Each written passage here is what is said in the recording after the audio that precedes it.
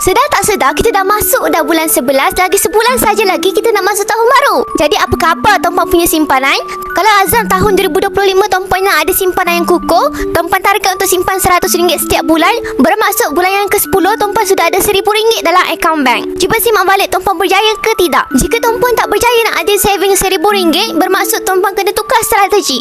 Tukar strategi menabung dalam bentuk emas. Macam di tangan saya ni ada item 1.2 dinar, di mana menilai dia pada hari ni sekitar RM1,300. Bermaksud saya berjaya saving sekitar RM1,300. Tapi dalam bentuk emas, aset yang lebih kukuh berbanding tuan-puan simpan dalam bentuk duit kertas. Rata-rata penyimpan emas di bawah bimbingan saya menyimpan emas disebabkan mereka nak merawat masalah simpanan mereka daripada terbocor. Selepas setahun 2 tahun menyimpan emas dengan public gold, punya mereka ni boleh je saving. Cuma mereka tak boleh simpan dalam bentuk wang kertas sebab mereka ni cepat sangat bila ada duit banyak terus rasa boleh berbelanja.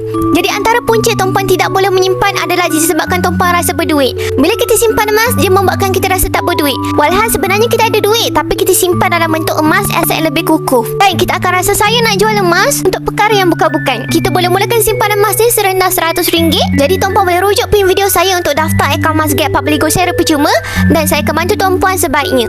Follow rapat-rapat untuk ilmu emas dan kewangan. Mantap!